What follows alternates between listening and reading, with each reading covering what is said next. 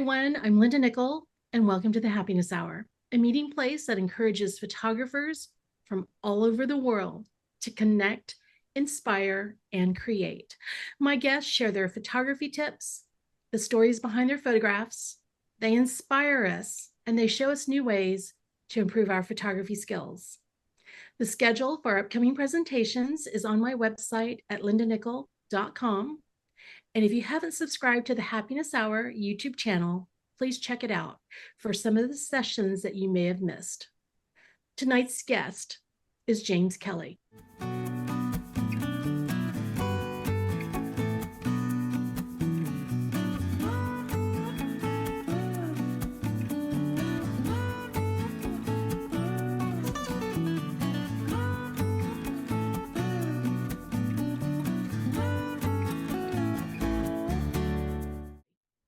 James is a landscape photographer that leads photography workshops in both his home country of Scotland and his adoptive country in the Faroe Islands.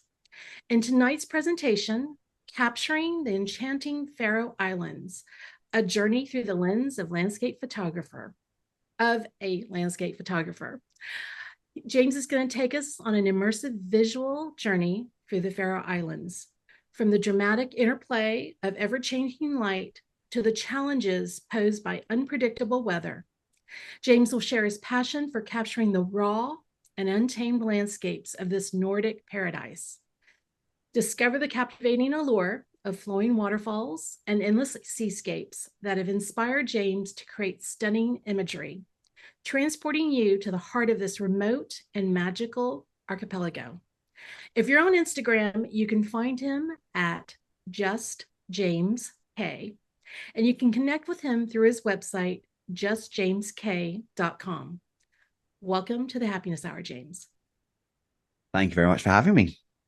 I'm super excited. That intro has just put a load of pressure on me. You know that. I was fine until you read that out, and I'm like, I oh don't care. no. You're going to live up to it. You are, you fall into a category of people that I love to travel, but I rarely travel with more than one person at a time. I very rarely do group trips just because the dynamics get a little crazy and I get a little grumpy. But I spent a week with you. I know it's true. I spent a week with you and I didn't feel the need to strangle you at all. I had a lot of fun. And so I really wanted you to come and do a presentation and share your playground with my friends. And it is what, 1:30 a.m. your time? It surely is, yes.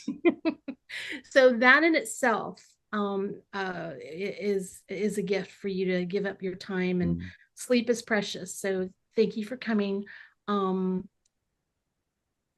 I skimmed over like your bio, and if so, I knew that you were going to kind of put that in your presentation. So is there anything that you want to throw out there before we get into your presentation? Like how wonderful it was to spend time with me. It was an absolute pleasure to meet you and you know, when we put on this trip in the Faroes back in the end of June, and Elise kind of put together the list of people, I knew it was going to be good. You know, often when you run workshops or tours, I kind of try to get to know people first, whether it be through Zoom and chat, you know, so you kind of get an idea of what some people are like.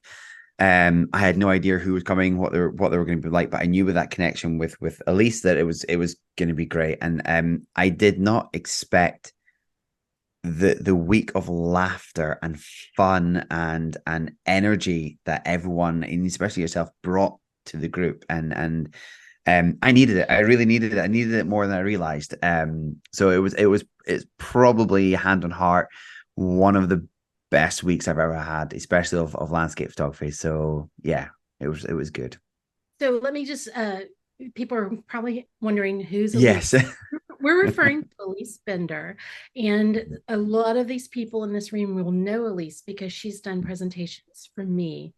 a couple of times. And so she's in a familiar name. So that's who we're talking about.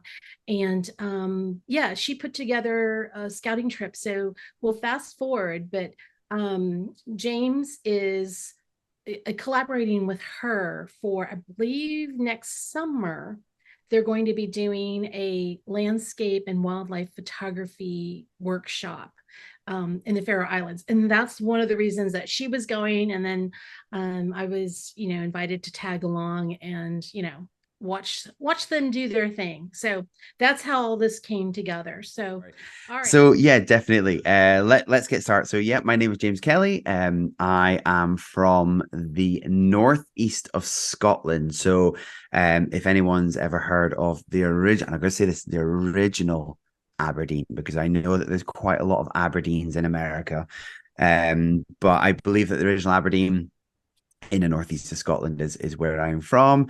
In terms of landscape photography, it's a very unknown area. Landscape photographers don't really come here. Everyone says how beautiful Scotland is, and it's usually high on the list for people to come to. But my little, as we call it, my little nook of the northeast, and no one really wants to come to it. It's not what I would say normally very photographic, but we do have the most amazing cliffs.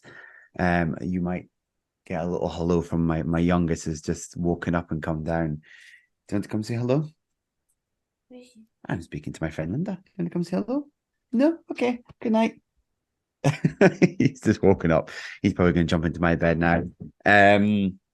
So yeah, so this is the area I'm from. We have the most amazing cliffs, and I saw there was a little bit of chat there about whiskey. Produced some of the most amazing whiskey just literally within an hour from where I'm from. So right now, all our fields are golden. We're producing a lot of grain because of the crisis and everything that's going on in Ukraine. We normally import, but right now we can't. So our fields of the whole of Scotland are just this beautiful golden color. So that's been absolutely beautiful. But that's kind of what I'm not going to chat about today. I'm going to give you a little presentation, as we mentioned, about my second home, which is hopefully soon going to become my first home, and that is the Faroe Islands. Should I jump straight into the presentation? Okay. So this is my presentation. This I'm going to try and run through so it's not too intense, and we're going to look at some pictures, more recent pictures as well that we've taken. But my presentation is called "The Land Not So Far Away." Play on words, far away, far away.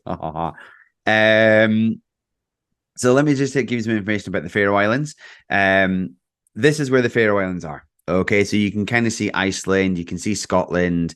We are absolutely, they're just tiny, bang smack in the middle. If you look down the right hand corner, you can see Aberdeen, and there's a little place here called Inverurie, and I am just kind of north of the U, which is just there. The Faroe Islands technically are they're kind of owned by Denmark, although it's a little bit, it's a bit like saying Scotland's owned by England. We don't do that. They are self-governing and look after themselves, but they are of the kingdom of Denmark. So they wish they were part of Scotland. They really do wish that they were part of the Scottish Isles, but unfortunately, they are not. So they're made up of 18 islands, and the landscape can be described as rocky, grassy, the beautiful black volcanic beaches. They have the most amazing fjords that, depending on where in the island you are and how high or big they are, very low in altitude though, and they also have the highest sea cliffs in Europe. So here's some interesting facts about them. Population is actually gone up to 54,000. They've had a big increase in people. So there's 54,000 people in the Faroe Islands. And they consist of nature of birds, puffin petrels, guillemot skuas, oyster catchers.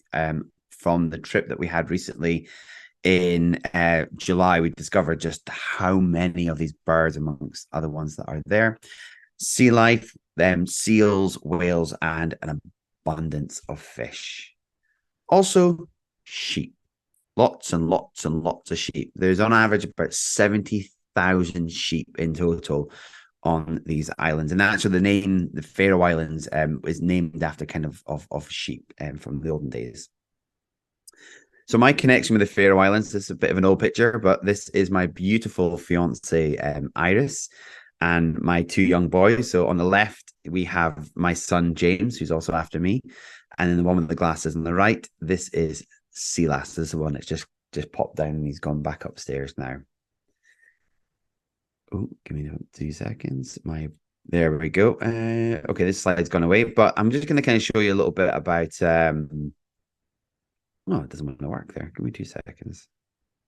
We'll cut through that. Here we go. So the ever-changing light of the Faroes. I'm gonna kind of go through some of the locations of the Faroe Islands, and we're gonna look at some of the pictures that we have here. So Mulafossa waterfall is the most iconic waterfall that is known in the Faroes. Up until about 2008, the Faroes as a photographic location was really unheard of. It was actually a photographer called Chris Burkhardt, originally from California, had been up here filming a surfing movie and documentary, and he took some pictures of this waterfall, and it just became very iconic after that. So this is the waterfall on the right hand side, Mullafossa waterfall, and then the village on top that you can see is called Guasadala, and that basically means Goose Valley. And then to the left, you have this beautiful island called Mykonos. It's a stunning island where there's just puffins like you would not believe, just hundreds of thousands of puffins all over there. So just the different angles of the waterfall. This is from a really low down stretch of land that we have. And then you can kind of see those waves are smashing up. The first time I ever actually visited the Faroes, we just landed in a bad storm, and my other half, she took me to this location, and right where that waterfall is, there was a horse just sitting right at the edge of the waterfall, and the wind was blowing all that water from the waterfall back up into the land, and it was just, the horse was absolutely soaked, but it looked happy. He wasn't moving. He looked quite content.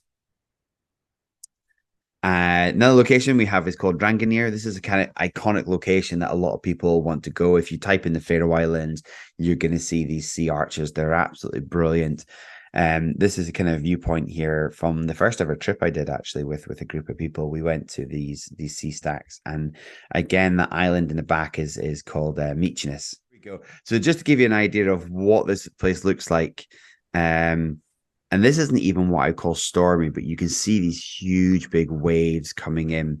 And what you actually have is right underneath the waterfall, there's a cave, there's another one to the left, and there's one to the far right corner. And actually where I'm standing, there's an even bigger one underneath. And if you time the waves right, they all hit these caves at the same time. And it's such an intense bassy boom that you get from those waves, and it's intense. It really is absolutely crazy.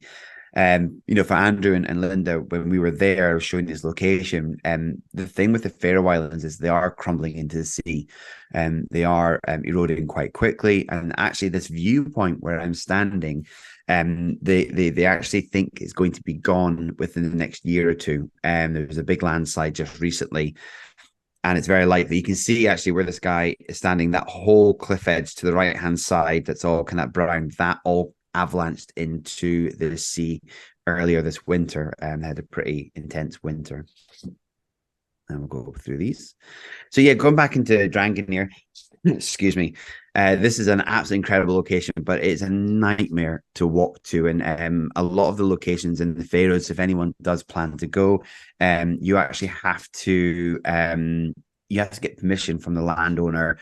They're learning a lot from Iceland at the moment. So like a location like this, you've got to actually pay to go. If you've never been before, you have to go with a guide.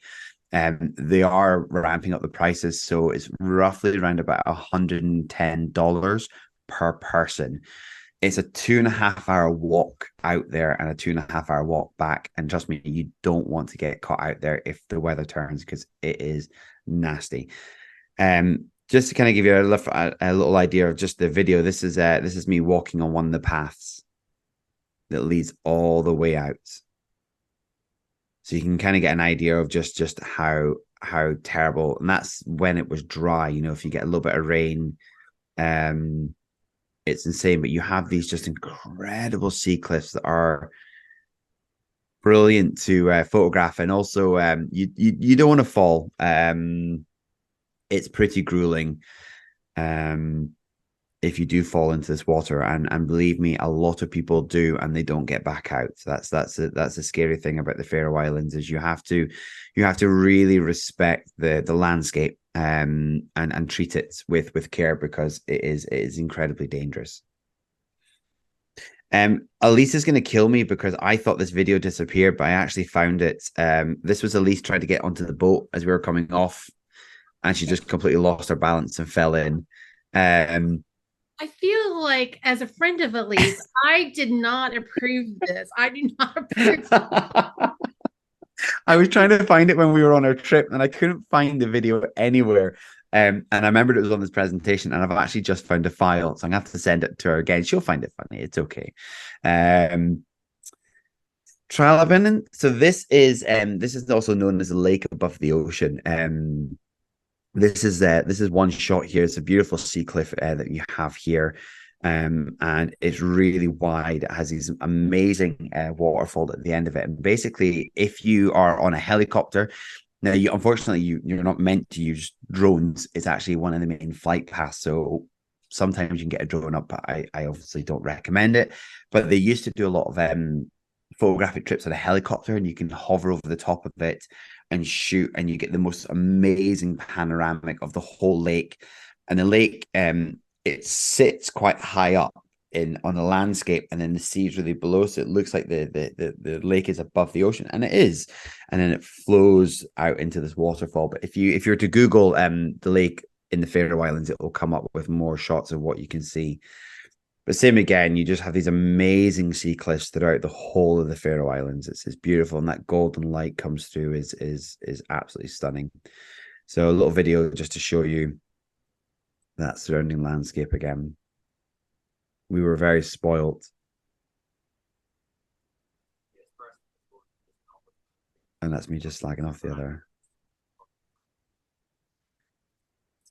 Cutler. So I'm gonna ask if anyone has seen the most recent James Bond film. This is actually the spot where they filmed the baddie's base. So in the film, it was meant to be between Russia and Japan, but actually it's an island called Kalsoy.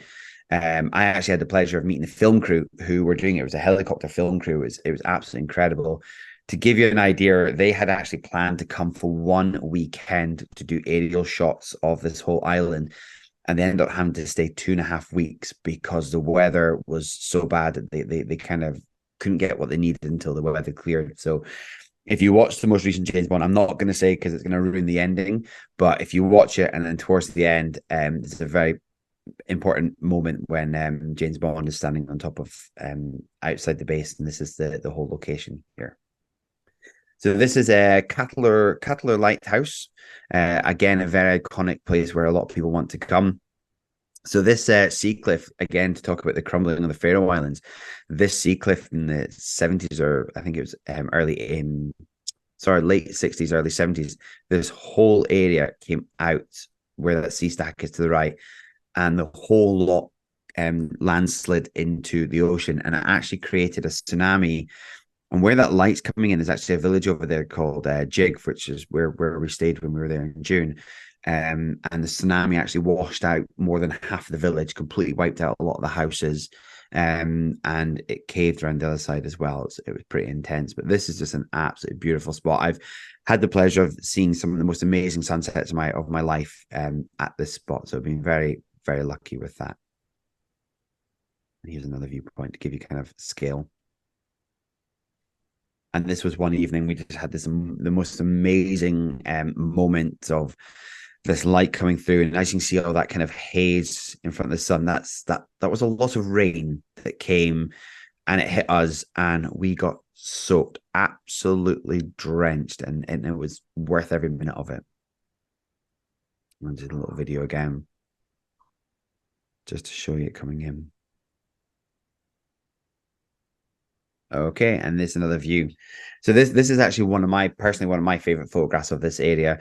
Just kind of in those sun rays coming over the mountains where that little village that washed out, and then you have these little sea stacks really, really far in the back, which is the troll and the witch, which the iconic the folklore story is that they wanted the islands to be part of Iceland again, so they came down and they put a rope around one of the mountains and started dragging the islands back to Iceland. Then it took so long, sun rose, and then they turned to stone.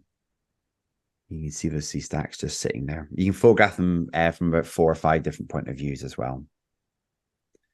And just give you another visual of this area. Sun setting. This walk's about it's a good 45-minute walk up to this location. There's no official path, and there's lots of paths, there's no actual official path.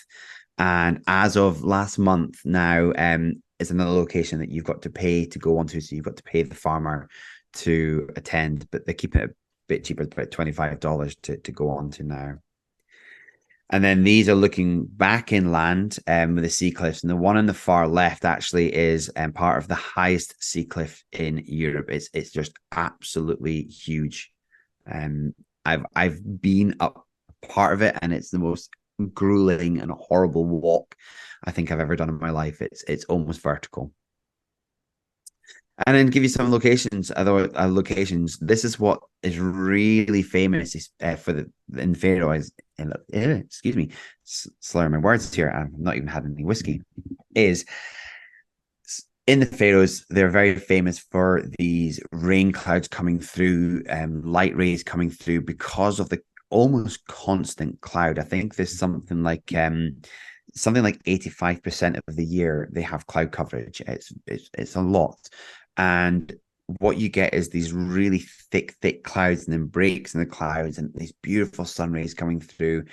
The Faroes are incredibly wet, so you constantly have rain coming through, except for this June and July, where they had some of the driest months on record.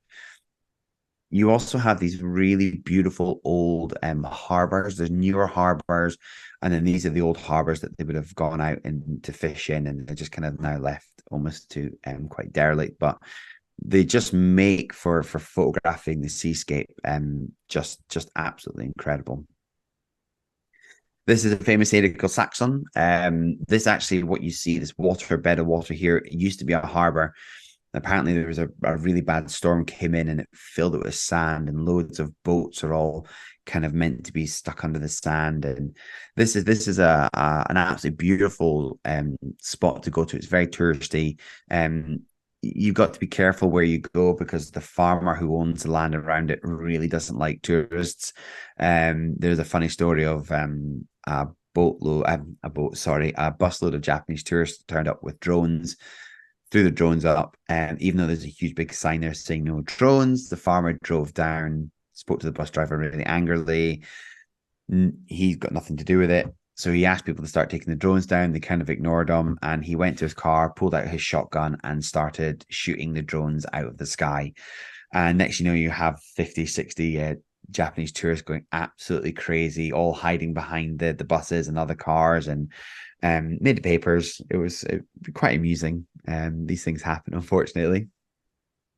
Fossil Waterfall is the highest and the biggest waterfall in the Faroes. This will give you an idea. This Elise on her second trip with me at the back there. But this is usually the kind of weather that we get in the Faroes when you're at this amazing waterfall. And that's it, not even full. That whole bowl completely fills up with water in the wintertime. It's really, really intense.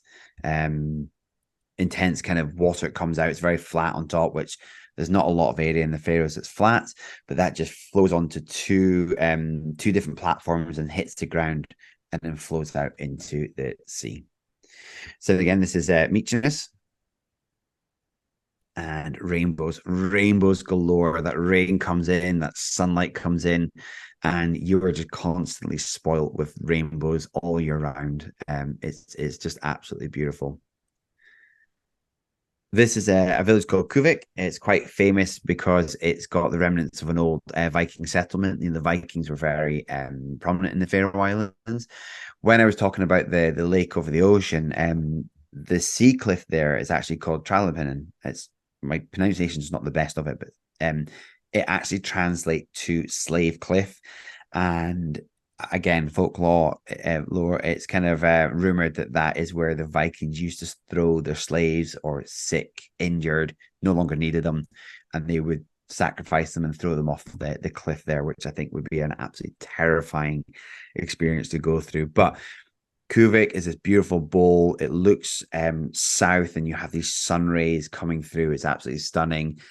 And what you actually don't see here, and because I skipped it before, is there's actually an undersea tunnel that runs underneath that water that you're looking at that connects the island with the airport with the main island. Absolutely beautiful tunnels, which I'll show you in a wee second. And then that's the village again, looking from a different angle. So we're quite high up. You can just make out a line that runs along the top of the mountain. That's where we were standing for that shot from here. Looking back over. This is Lenevatten. This is a beautiful kind of hill and this body of water. And then in the winter time in December, when the sun rises at like 11:30 in the morning, it just tunnels through the mountains and just shines on this mountain. If you know, we were about -6 degrees Celsius. I'm not sure what that is in Fahrenheit.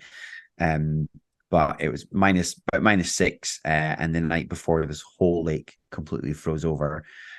We were there before. I'm just going to show you this little 40-second video. This was taken the night before, and it was a time lapse over the space of about, I think it was about 4 or 5 hours. Let's see if it will just come through. I'll fast forward it a little bit, and if you look to that right hand corner of that front mountain, you will start to see the aurora, the northern lights starting to kind of peek out. Just a second. There we go. A little brief, nothing too intense, but it was still pretty cool to see. What time of year was that? Sunfetla. Oh, that was December. December. Okay. Yes, that was taken in December. Yeah, so you'll get the aurora usually from early September, right through into April. You'll get the northern lights showing out. We've actually had a few workshops that we've done in September. You know, we never guarantee northern lights, and on the first night we've had northern lights. We've been very lucky that way. I've taken quite a few people to the fairs who have been to Iceland to see the aurora, never seen it, or it's too cloudy, and we've managed to get it in the Faroes. So that's been a nice little treat to experience that. Sonfetla is this amazing spot, which I'll show you a picture later on. Some newer images. It's just behind me. This is the cloud inversion just on top of the Faroes. This is an absolutely is one of my favorite locations in the whole of the Faroes. I've had many, but it's definitely top 5. It just looks over. It's beautiful, and you can see from this black and white image just that snow hitting that the top of the mountain, and then you get the sea in the back and that rain kind of coming through. And every time I go up there, this is the viewpoints that I get. You just get the most amazing photographs and light. That's if it's not in fog. The name of the mountain actually means foggy mountain. So usually it's our cloudy mountain. It's usually in cloud, but it's a location we go to and we just wait. So this is this was October, this September, October, end of September, October. And that's a viewpoint. If you can, very windy, very cold. There we go. And then that's it at nighttime. A little bit of astro. We were very lucky. We'd just come back from it must have been about an 18-hour day on Kelso, and we're driving home, and I just thought, let's just go up the mountain just to see what it's gonna be like. And then everyone was fast asleep in the back of the van and shattered. And we came up here and everyone got a burst of energy and was able to get out and get some lovely little astro photographs of the stars. And then that's the viewpoint looking back down again.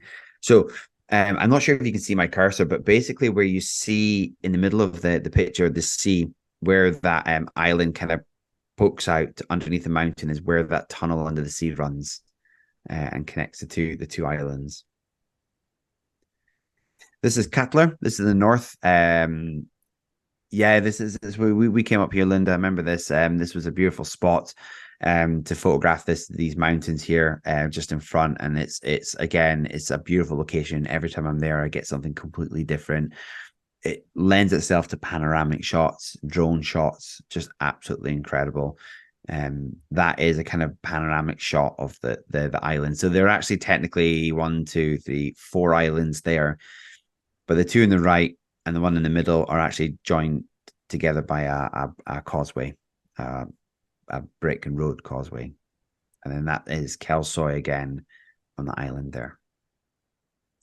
Suroy, this is the southern point of the Faroe Islands. This is my second home. This is where my partner's from.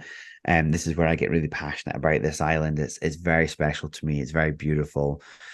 This is called Osmanstacker, it's called, and it's just a beautiful view point to come to. And that sea stack right there and all that kind of land behind it again in the, I believe it was about 60s or 70s, that completely all avalanched into a landslid into the sea. And the nearest village is about 2.5 miles down the other side of the valley, and they actually felt the rumble from it when it happened. Iris's dad still remembers when it happened, and they came back and there was a sea stack in the middle of the sea. And this little video of the location.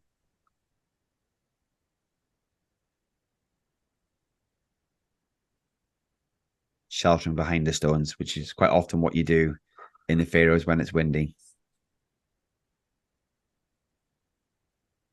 So this picture actually looks nice. It looks calm, but I apologize. I'm going to work in miles per hour here because that's what we do over here.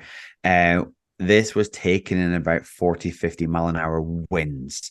Holding onto that tripod was intense. It was really, really windy.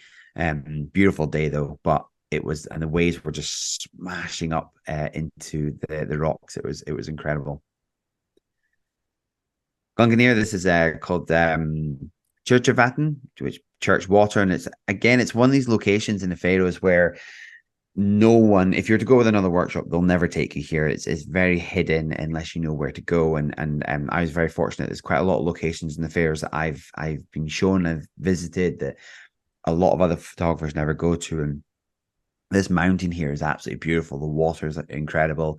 You walk up this little edge of a hill, a beautiful waterfall takes you to this landscape here, and this is just a big mountain. It's stunning, and again you get these beautiful sun patches coming across the land, and the light just dances across the landscape. So every photograph you take is unique and it's very different. It's very, very incredible spot. This, I love it a lot.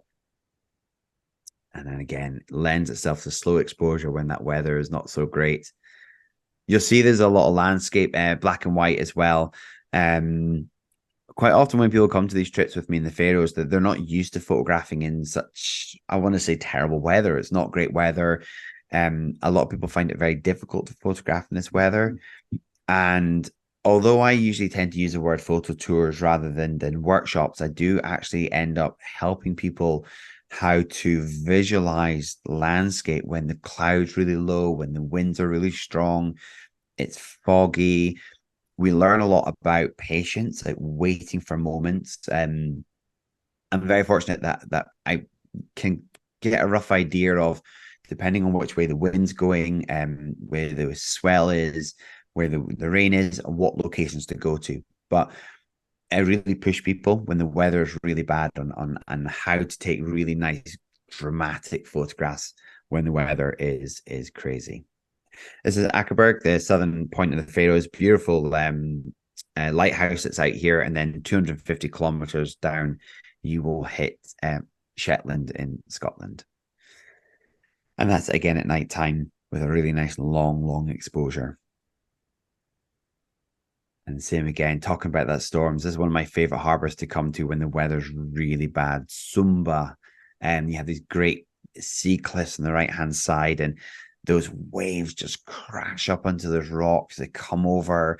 You get seals kind of hiding in the harbor, birds trying to fly. It's just crazy. And last time we were here in a bad storm, there's a wee spot that I know you can go to, and the waves don't hit. Poor guy on one of the trips had a brand spanking new Canon R6, literally out the box that week. And I told him where to stand, and he didn't listen, and he stood somewhere else. And unfortunately, a wave came in, soaked him, and completely destroyed his R6. It didn't work or function after that, which was a bit sad. I felt guilty. And then, of course, the Aurora Borealis coming into the Northern Lights. I was very fortunate that for a whole month a few years ago, I was spoilt with Northern Lights every night, uh, in a distance, coming over me. It was a very, very magical experience. If anyone has photographed the Aurora before it gives you a really weird feeling, that tingly feeling. You forget about the cold. You're mesmerized by the lights. You don't know if you're getting towers, if it's flickering, if it's moving. Same again, every single photograph is completely different, and you're trying to keep going until they stop, or the earth changes, that you don't get them as strong. And there's another one. It's a pretty special night when we did this. And then this is Usman Stacker. This was actually one of the first nights I ever photographed the aurora. I will admit that I was slightly intoxicated when I took this picture. This was on New Year's Eve, New Year's Day, New Year's Day. And I had a couple of drinks with the family, and Arsa's sister drove me up to this spot. And then there's a little time lapse of just the aurora.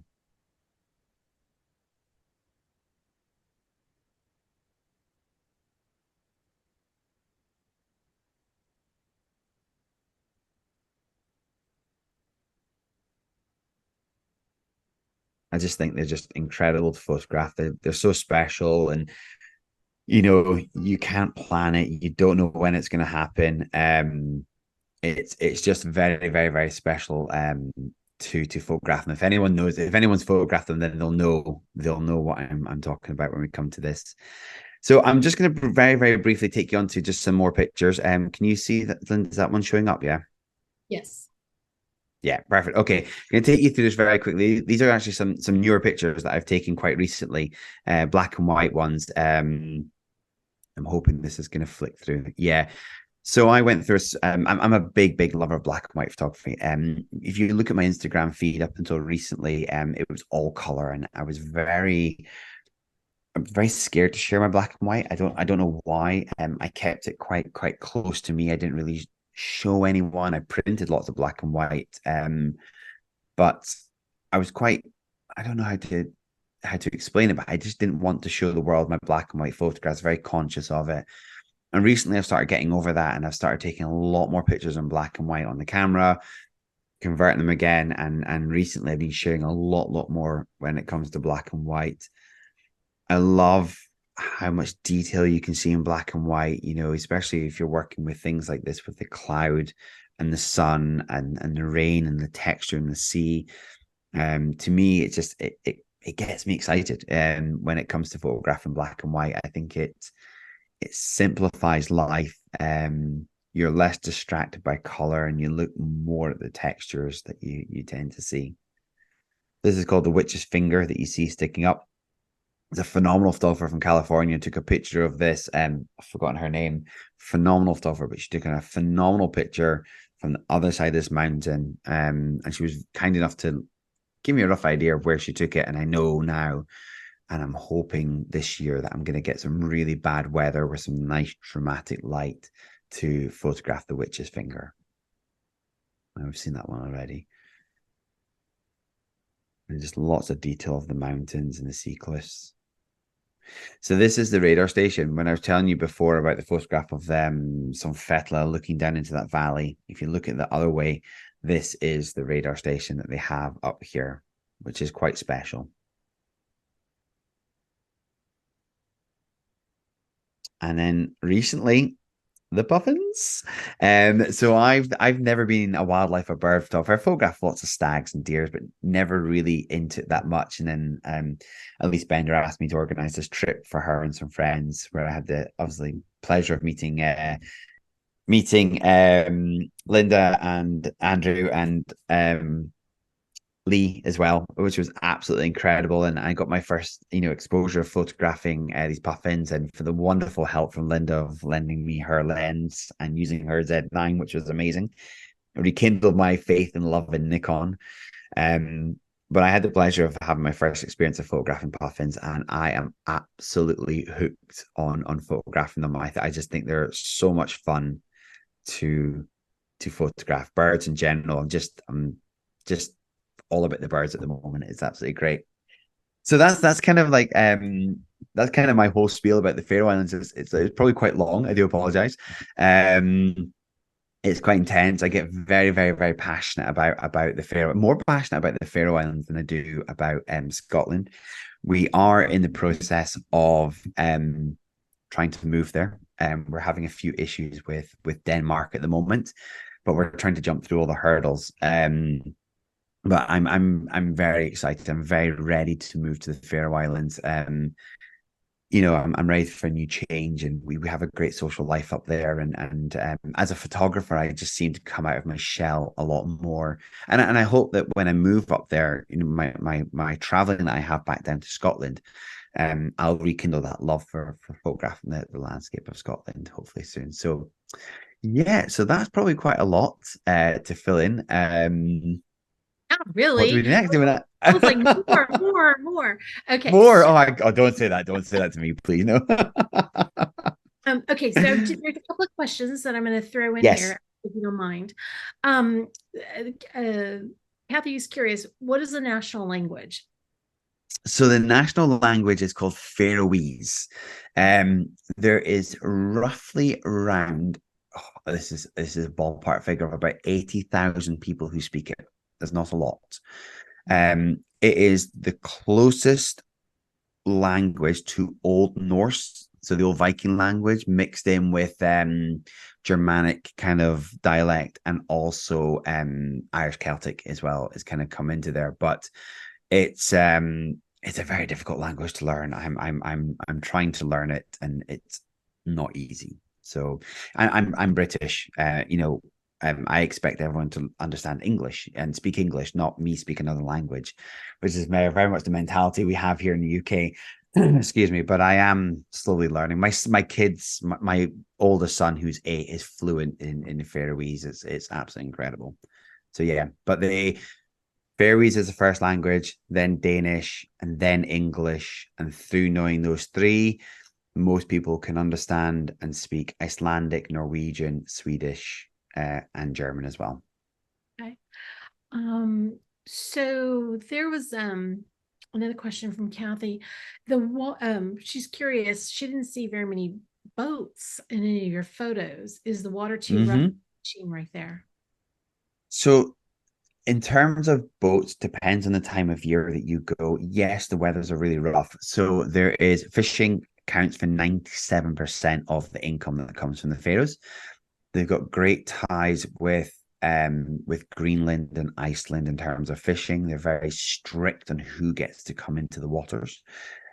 Pleasure boats, there are loads and loads and loads of pleasure boats, but they only ever really go out when the weather is really nice. The sea in the Faroes is intense. It's really wild. It's very rough. So there are lots of boats there. They just don't go out they only go out when it's really nice. Yeah. So, one of the things that I was fascinated with when I was there, and there were a couple of photos that you showed, it's the big circles that are in the water. Somebody wanted to know what, Mm. someone answered it, but can you tell us what it is? So they are the salmon farms that they have in the Faroe Islands. Salmon farming is big. It's big in the Faroes. In probably the last 5 years, it's exploded. Salmon farming gets a really bad rep for the quality of fish, and it's understandable around the world. Canada, Norway, even Scotland produce a lot of salmon. It's not the healthiest, it's not the best, But the Faroes decided that when they are producing and growing salmon, they want it to be the best in the world. So there are regulations on salmon, the amount of salmon they have in the nets, the feed that they give them, everything is has to be the highest standard so that they can produce the healthiest salmon in the world, which is why they've exploded. It's absolutely incredible. When you're in a fjord and if there's salmon nets and the big round nets and they go really deep, and if there is a salmon nets in the fjord and there's a village in that fjord, then it's very likely that that salmon net will have like a little mini harbor. So they then give money or they give a percentage of the proceeds from what they make from that salmon net to the villages. So they're really, really big on providing money to the local villages as well. So, and it is good salmon. It's very nice. Yes. How long does it take for you to travel from Scotland to get to the Faroes? So this Because is yeah. So my flights I have from Scotland, I have direct flights from Edinburgh to the Faroe Islands, and they take about an hour and 10 minutes, depending. I mean this, depending on which way the wind's blowing. If the wind's blowing behind us, we get there quicker. If it's in front of us, it's longer. Um, but it takes me it takes me an hour to fly up, but it takes me almost 4 hours to get travel down to Edinburgh, depending on how I travel down. So it's frustrating that there's no more flights from Aberdeen like there used to be. They're all from Edinburgh. So, but it's an hour's flight from Edinburgh. Yeah, it's not far. I'm chuckling because it took us 3 days. I flew from Austin to New York, spent the night. New York to Reykjavik, spent the night, and then yeah. So it Yeah, was not a direct flight. My understanding, though, we're starting to see rumors or maybe even a schedule that we'll start seeing yeah. new flights, and Andrew's going to put those in the because Andrew's watching. There we he's watching the news. So there's two different. So they are changing. They're opening up. There is direct flights coming to the Faroe Islands once a week. From the airport. It's one of the airports outside New York. It's one of the smaller ones that they're flying into. I can't remember what it's called. So there is going to be flights direct to the Faroe Islands to certain times a year, but there's a deal just been made with Icelandic Air. And then what's happening is normally you fly into Iceland and then you have to stay overnight and then fly down to the Faroes. There is now going to be, I believe there's daily flights to Iceland, to the Faroes, to Iceland, and there's going to be daily flights starting soon from Iceland down to the Faroe Islands, so you can travel continuously all the way through. So that's going to be a big. Yeah, I'm going to echo my friend John's message in here. 4 hours from Edinburgh to the Faroes, you poor thing. It takes us that long to from Houston to Dallas and Austin to. I'm It's I'm awful. used to it. I'm used to traveling in Scotland, and we don't have the biggest of roads, so I'm used to traveling 3-4 hours to the west coast of Scotland and things Yeah, but things like this on single track roads. in your 4 hours, you can be in the Faroes, which is absolutely. I'm traveling that far to Yeah, get to Houston. Sorry, guys from Houston. All right. yeah, Susan has a question. yeah. Is it easy to travel around the Faroe Islands for photography solo, or is it best to do a tour? She got overwhelmed trying to map it all out. So she went to Iceland instead. Yeah, so you can go solo. Just like anywhere else, there are maps out there. There are lots of people who have Google Maps and tell you the locations to go to. The biggest thing with the Faroe Islands, now if you've been to Iceland, if you've been to Alaska, you know that in Norway the weather gets bad. Okay, so the thing with these places like Iceland and Alaska is you can kind of predict it coming. You can look at the weather charts and you can see satellite how the weather's going to be. In the Faroes, you can look at the satellite and you think that you're going to get blue sunshine skies, and next thing you know, it's snowing. It is the weather is so unpredictable. The life of people in the Faroes is dictated by the weather. So they have this like, if we're ever out there doing family photo shoots, it's like, right, we'll do it Thursday at 2 o'clock, and they're like, yeah, we'll see. That's maybe we'll do it the next day. I'm like, well, no, we have to do it today. It's where it's scheduling. They're like, no, we'll do it if the weather allows it. And that's the biggest thing that people get caught out in with the Faroe Islands is when the weather is bad, where do you go? So you can go solo. I would say a week minimum if you're going to go by yourself, or with a few people, and just look at the map, and you literally just have to jump in the car and drive. As I've been going there for 11, 12 years now. Sorry, my dog's moving the camera here. I've been going for 11, 12 years now. I can get a rough idea of how the weather is going to be and where's the best place to go. But like an adventure, I'm always up for an adventure. Go somewhere yourself and explore. But if you're fortunate to go on, say, a tour with me, if you were to come with me, I do small groups, usually 4 people maximum. I will take you to all the places that you would go. I would take you to the lesser known places that are amazing. I might encourage you to go up a hill that you wouldn't think you would normally go up, just to kind of push you that little bit. Are you Quite directing quite that good at to that. me? Are you directing No, that to no, not in the slightest. No, no, no, no. Not definitely not Clacker. We went up to the top to photograph the mountains. But it's just like, like I can gauge it. I know what people are about, their capabilities and for those that don't know my other side of the business, I'm actually a personal trainer. So I'm used to like kind of pushing people that little bit more to push the limits. And you're rewarded by the most amazing views, and it's worth it. So, if you go with a guide, definitely try and find someone whose photography you like and that you think that you can get on with them for a whole week, and there are photography workshops out there. They come to the fairs and they are so intense, and you are just trying to cram every location in, no matter what the weather. And I don't think that, in my personal opinion, I don't think that's the best way to do it. I think you go slower paced. Fairs are all about waiting. You learn the patience when you're there. So yeah, but if you do decide to go in yourself, give me a shout and I will definitely give you recommendations. Yeah. I how do I say this without like making your head explode with, I'm wonderful. But I absolutely got to see and do things that I typically wouldn't have done because I was Mhm. with James on a tour. We went as quote unquote friends. I was there to tag along, but he certainly did get me to places that I wouldn't typically go to. The wind shear alone. So this is another thing. I don't want people to just say, "Oh, I can do it by myself." Yes, you can, but you have to Mhm. also understand the weather is works against you a lot of times.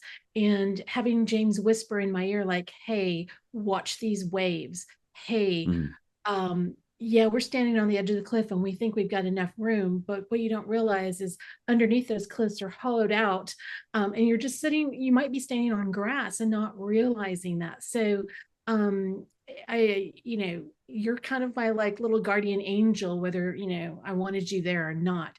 But Mhm. it was a completely different trip having somebody that knows where they're going. It takes all the worry out of Mhm. um, the travel and the prep part. So thank you for that experience alone. the, All the the other stuff, last, yeah, was just a bonus, but yeah. from a safety point of view, there were some shots that I'm like, I want, but Mhm. I wouldn't have trusted myself to get there. And it was nice to have somebody that knew what the heck he was doing, um, you know, backing me up. So I Yeah. don't, I absolutely told you how grateful I was, but I Your really was. pleasure. Yeah, I had a great It's time. I'm a bit of a hypocrite, as you probably know. When I was there, Yes. like my your safety is my priority. I mean, it's the thing about the Faroes is when we were talking about the weather, the wind changes. Like if you've got a westerly wind, all of a sudden, for no random reason, it changes from an easterly wind or a southerly wind. So if you're right next to a cliff edge, which quite often you are, and that wind direction changes, it will take you off the edge. And that happens a lot. And I mean, there's a lot of deaths every year with tourists who are falling into the water, and there's no chance you're getting back out. That's the scary thing. There's There is a coast guard, but it's going to take a little while to get there. The cliffs are so high. If the impact doesn't kill you, that the cold will. Um, and there's no nearby harbor or rope to get you down, and there's no railings. There's no railings along the edge of the cliff. So, you go to a lot of places that are very popular. There's railings to stop you going over. The Faroese people are very much of, well, use your common sense. If you fall in that water, then it's your own bloody fault. That's the attitude. And it's not good in my reputation if one of my people on my workshop or trip, dies. It's not good for my reputation.